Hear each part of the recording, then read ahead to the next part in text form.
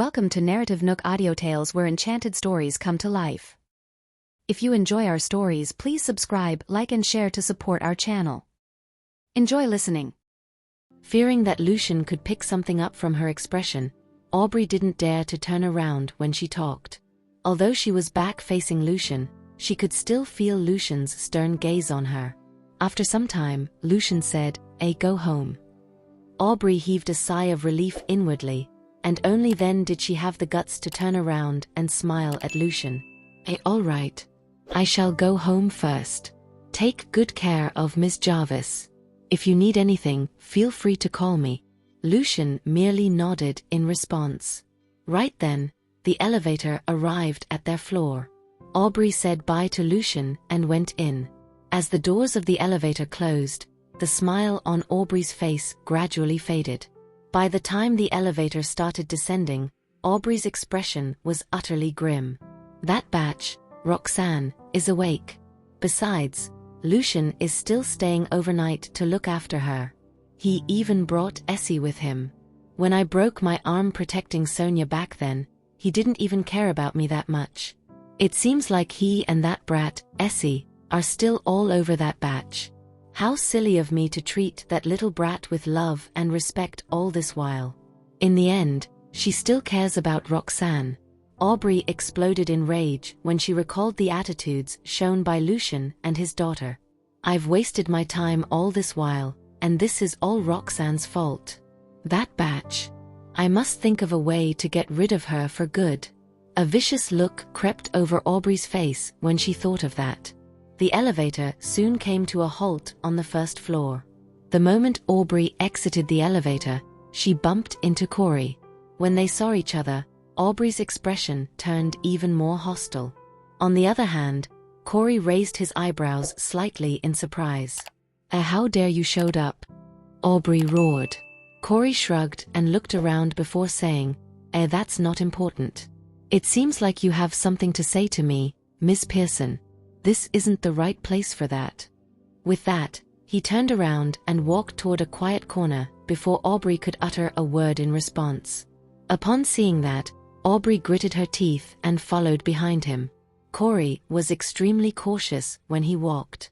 At the same time, he was keeping a distance between Aubrey and himself. They both came to a stop outside a restroom on the first floor, one after another. Aubrey's expression darkened when she saw Corey waiting for her inside the male restroom. Instead of saying anything, Corey waited for her silently. A while later, Aubrey clenched her jaw and entered the male restroom. What do you want from me?" she asked. Corey took a cleaning signboard and put it at the door before turning around to look at her. What do I want from you? Shouldn't I be asking that question, Miss Pearson?" Aubrey furrowed her brows in response. With fury written all over her face, she yelled, I called you. Why didn't you pick up?" "Oh. My phone died coincidentally.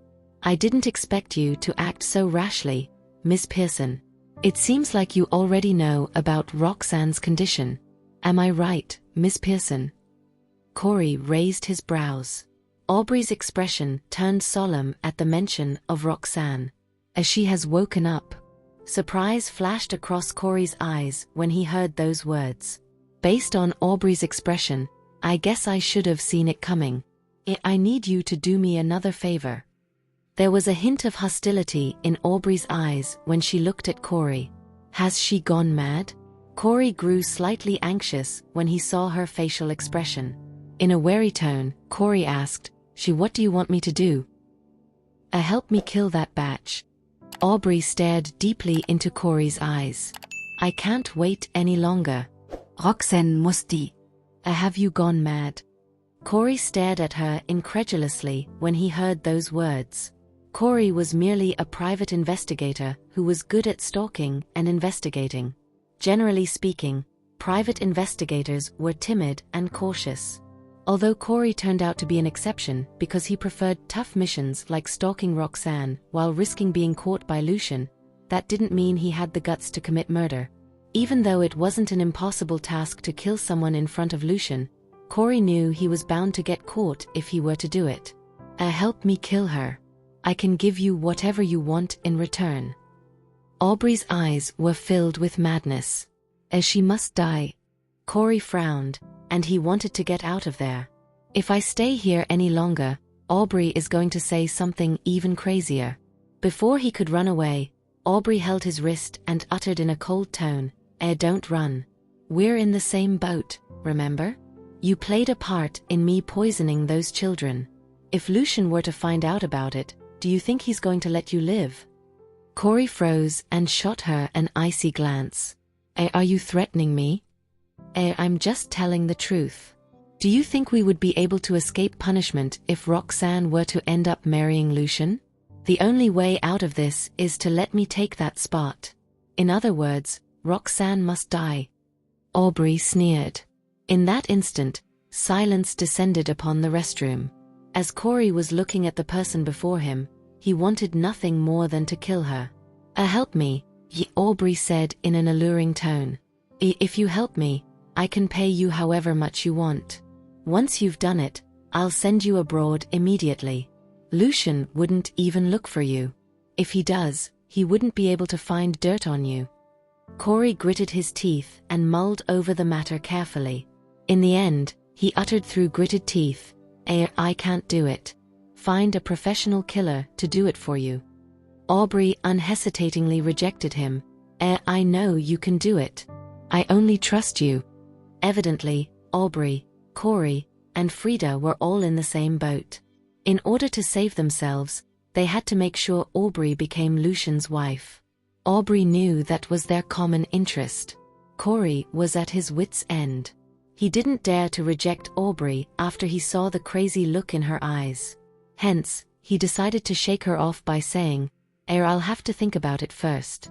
Once I've done that, I'll get back to you." Upon hearing that, Aubrey stared at him suspiciously for a few seconds before letting him go reluctantly. When they were exiting the restroom, Aubrey's phone rang. At that point, Aubrey wasn't as agitated anymore. After all, Corey had just told her he would consider it. She then whipped out her phone and saw that it was a call from Freda. Why is she calling at such an hour? Aubrey answered the phone with a frown. The moment she did that, she heard Freda saying, Aubrey, where are you? Did you know something happened to Roxanne?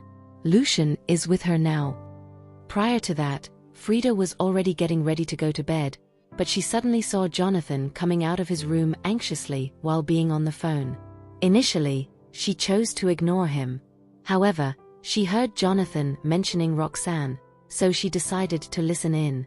After hearing about the matter, she called Aubrey right away. Aubrey had finally forgotten about the matter, but Freda's words ignited a fire in the pit of her stomach again. I knew it. He is at the hospital.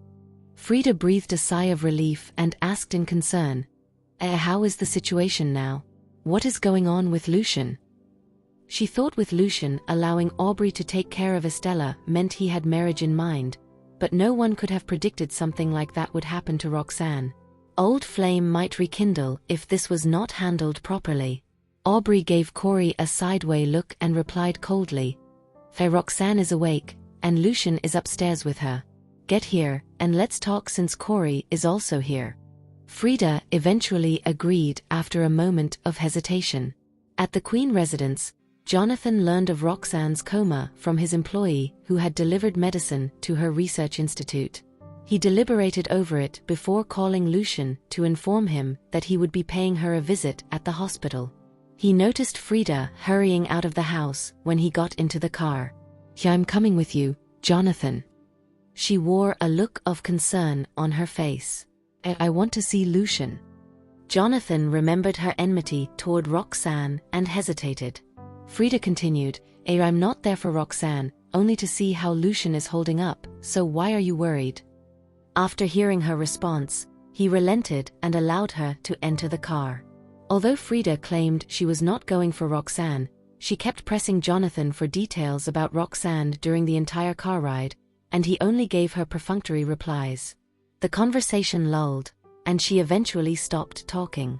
The car soon pulled up next to the hospital entrance. Jonathan exited the vehicle and entered the hospital with long strides. Freda lagged behind, craning her head to look for Aubrey while walking. What are you doing standing there?" he urged as the elevator arrived. She whirled around and flashed an airy smile. You can head up first. I will leave you guys alone since I know you want some privacy to talk to Lucian. Give me a call as soon as you are done." Then, she sensibly took a step back.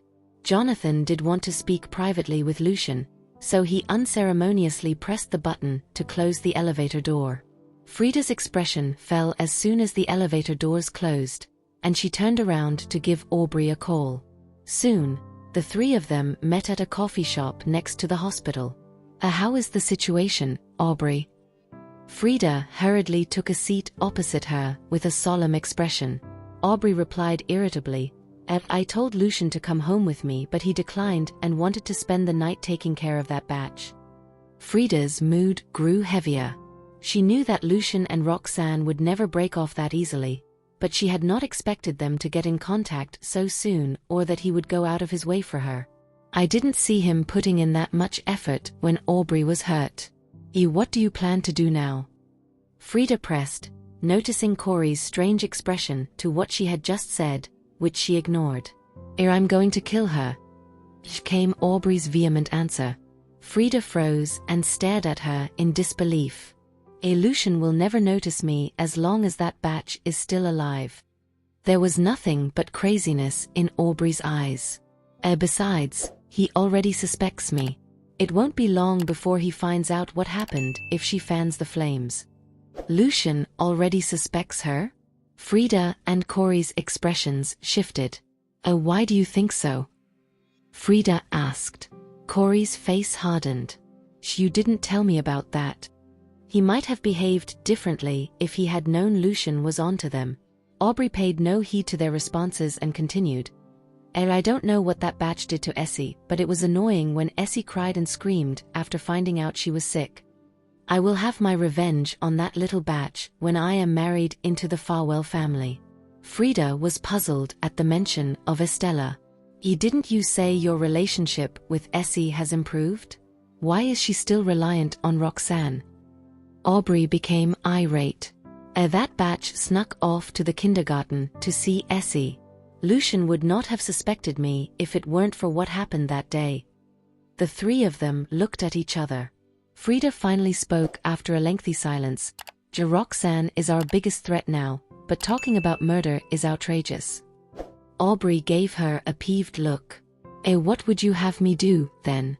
Give up what I have now and wait until Lucian finds out it was us behind everything."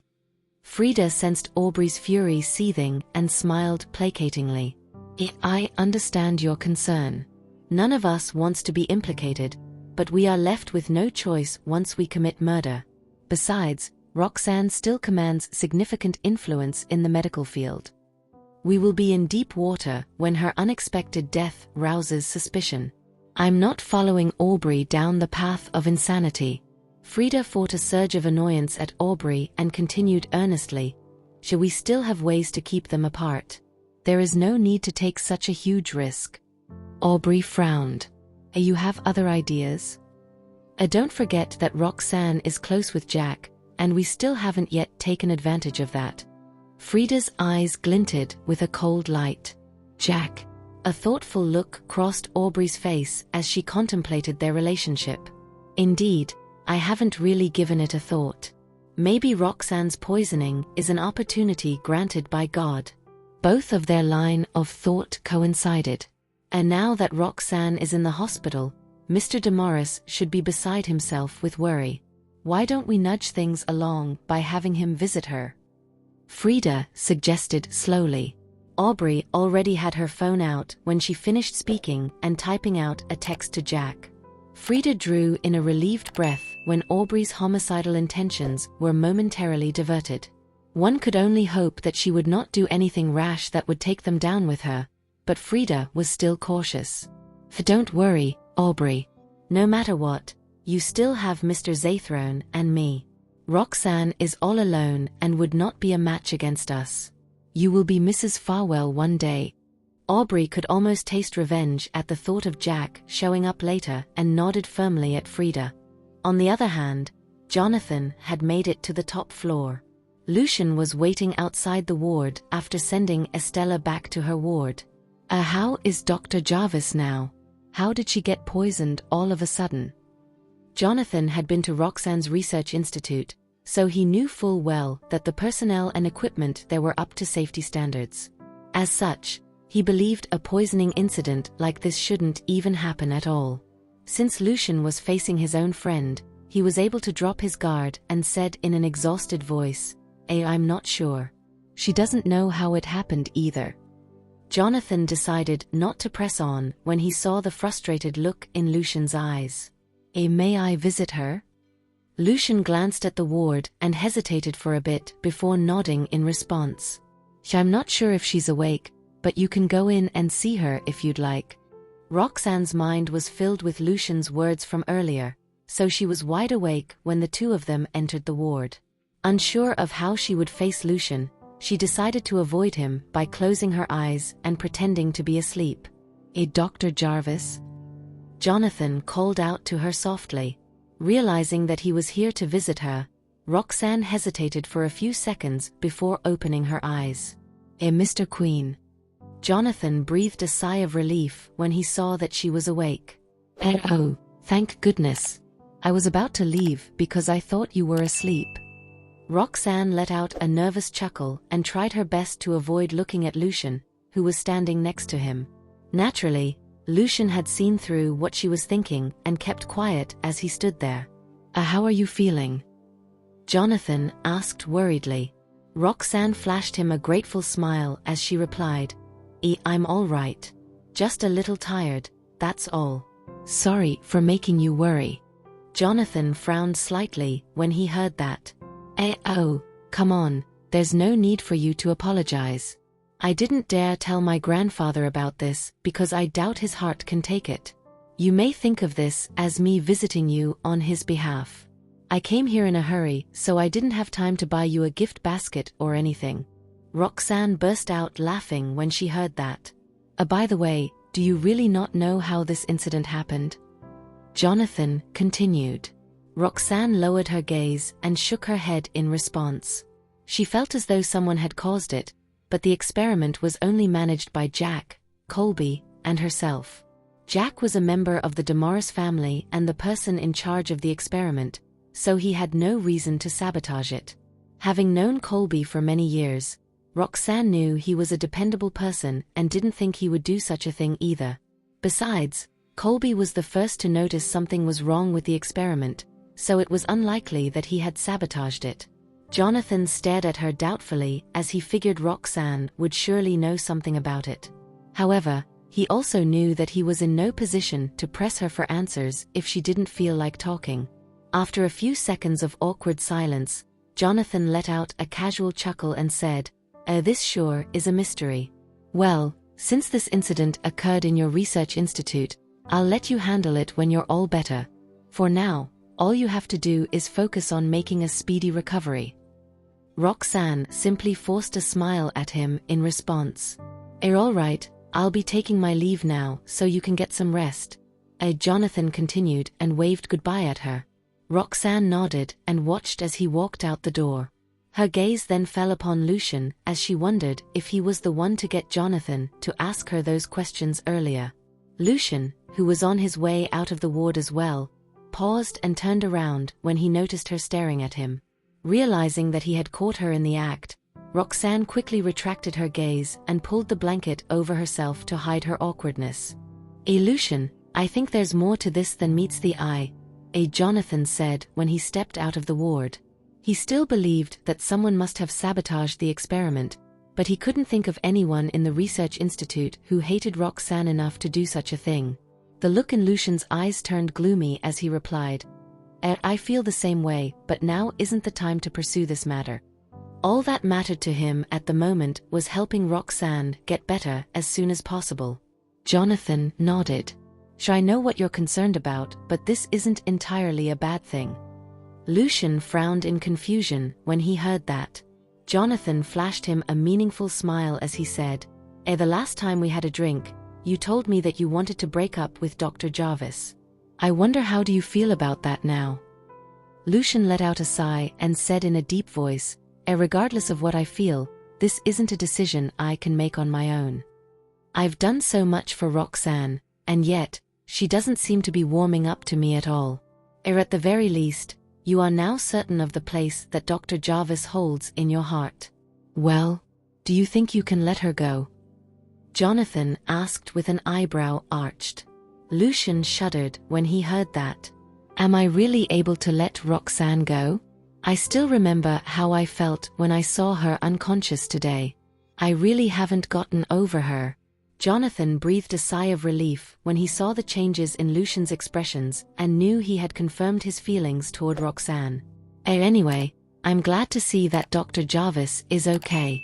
You need to put extra effort into ensuring her safety. Regardless of why the culprit sabotaged the experiment, it was highly likely that they would strike again. As such, everyone would have to keep their guard up at all times. Lucian nodded with a solemn look on his face. I will. Jonathan gave him a pat on the shoulder. Dr. Jarvis needs someone to keep her company, so you should head back inside.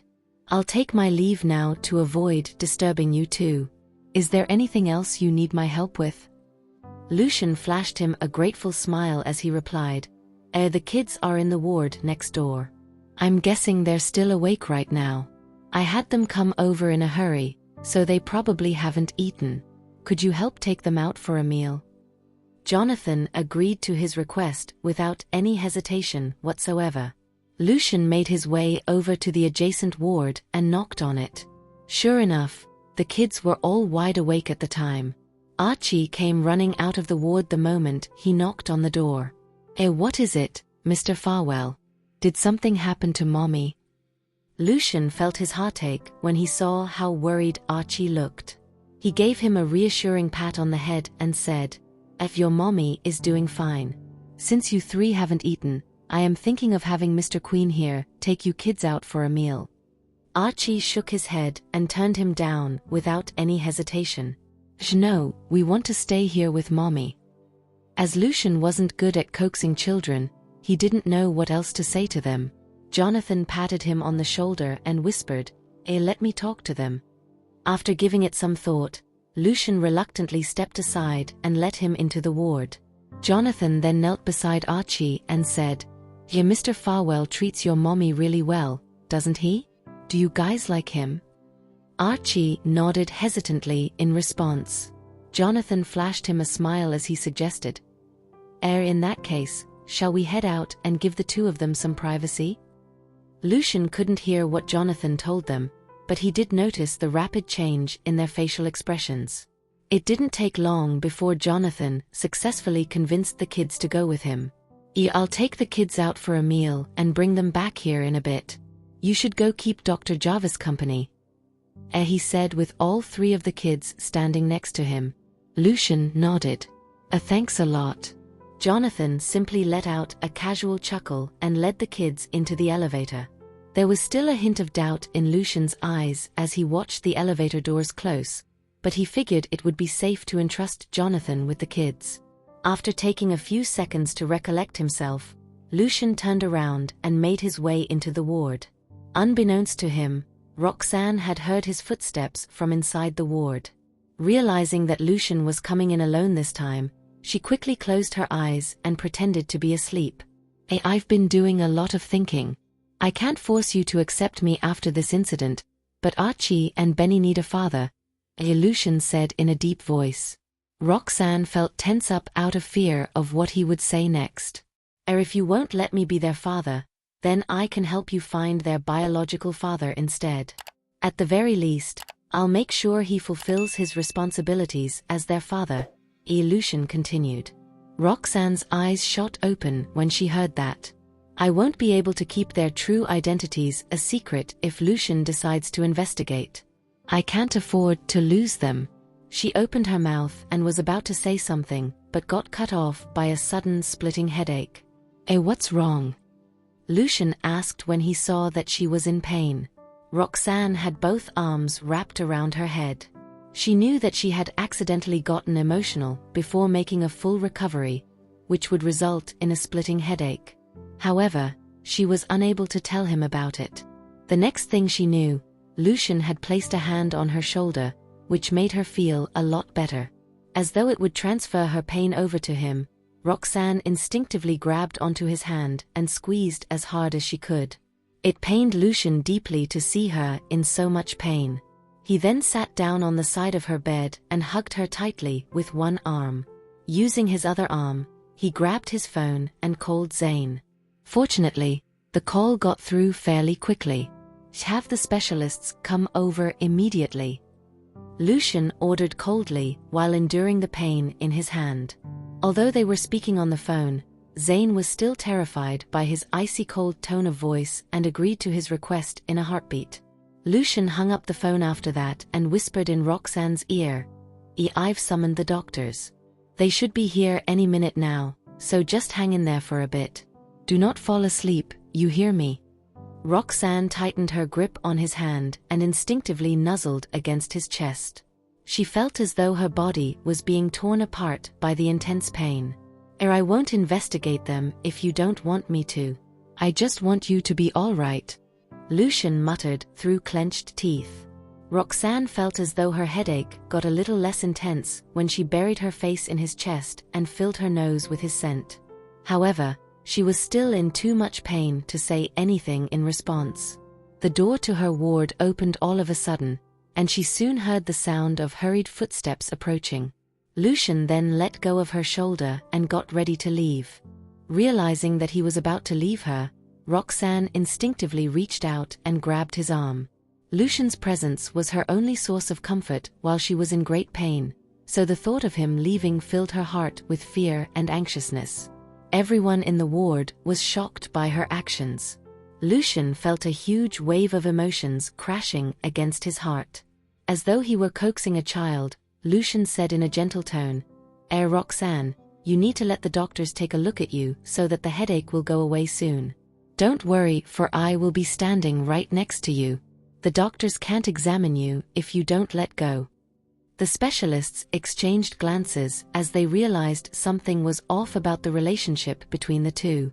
Roxanne slowly let go of Lucian after hearing what he said, but she kept her gaze on him the whole time.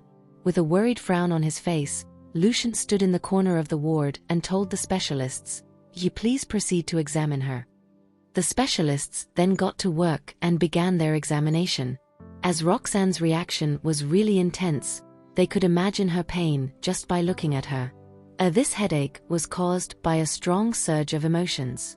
The patient has been trying to keep her emotions in check. After completing the examination, the specialist looked at Lucian and said solemnly, However, the headache response will last quite some time. I suggest we give her an injection for the pain." The look in Lucian's eyes turned gloomy when he heard that. A strong surge of emotions? Was it because I said I would look for Archie and Benny's biological father? Is that why she stayed up the whole time? Does she care about that man so much? Mr. Farwell? The specialist pressed on when he didn't receive an answer. Having been snapped out of his train of thought, Lucian nodded and replied, "Go ahead." The specialists started making the arrangements after getting his approval to proceed. Although it was a relatively simple task that could be performed by any other nurse, the specialists didn't dare let a nurse do it as Lucian was watching from the side. Instead, they let the most skilled specialist on the team administer the injection. Roxanne's headache clearly subsided after the injection. The specialists then advised Lucian on what to look out for before leaving the ward. Roxanne was feeling incredibly embarrassed as she lay weakly on the bed. Her head was still aching slightly, but she could clearly remember what she did to Lucian earlier. Since it was just the two of them in the ward, she didn't dare open her eyes as she didn't know how she would face him. "I'm sorry. I didn't know you'd react so strongly to that." Lucian's voice rang out next to her ear. Roxanne's eyelids fluttered as she felt her headache start to worsen again. Before her condition got worse, she slowly opened her eyes and said, Well, you know now, so stop talking about it." Lucian frowned slightly. "Again, I'm sorry. I should have been more careful. I'm tired. Please leave, Mr. Farwell." Roxanne mumbled and closed her eyes again. She wanted Lucian to leave her alone, and the injection was making her feel somewhat uncomfortable too. As Roxanne was a lot more vulnerable while she was unwell, Lucian could easily see right through her lies. After staring at her for a bit, Lucian realized she wasn't pretending this time. His heart sank when he recalled how she was unconscious earlier that afternoon. Lucian's heart wrenched as he walked over to the hospital bed and called out softly to the person lying there. However, Roxanne's eyelids were heavy. She wanted to respond but lacked the energy. Sleep was all she wished for. Lucian grew increasingly gloomy as she became more drowsy. After a long time, he angrily opened the ward door and glared at the specialist waiting outside. Mr. Farwell. One of the specialists had stayed behind and waited outside the door just in case, following Roxanne's sudden headache earlier. The specialist did not expect that he would have to face the furious Lucian alone, and he shuddered internally. Lucian's face clouded over. What injection did you give her? Why is she so sleepy after the shot? He asked. When the specialist heard that, he exhaled in relief before assuring him, Well, this is because Miss Jarvis was tormented by pain for the whole day and also suffered a drastic change of emotions earlier. We added some sedatives to the painkiller injection so she can get a good rest. The mood swings would stop as soon as she fell asleep. That was the most effective solution they could come up with. Only after hearing that did Lucian's expression soften. We acted on our own and forgot to inform you. Sorry for making you worry. The specialist apologized sheepishly. Lucian immediately felt a weight lifted off his chest again. After learning that she would fall asleep, the cumulative exhaustion of the day seemed to hit him all at once. It's fine. Your solution is excellent, he responded while waving a dismissive hand at the specialist. With that, he spun around and entered the ward again. At that moment, Roxanne's consciousness was drifting away. However, she was afraid of sinking into deep unconsciousness once more because of the poisoning symptoms, so she restrained herself from dozing off. Thus, she could vaguely hear some footsteps. As they got closer, she gradually tensed up. Lucian's eyes flashed with pain as he stood still beside the hospital bed and looked down at the anguish on her face.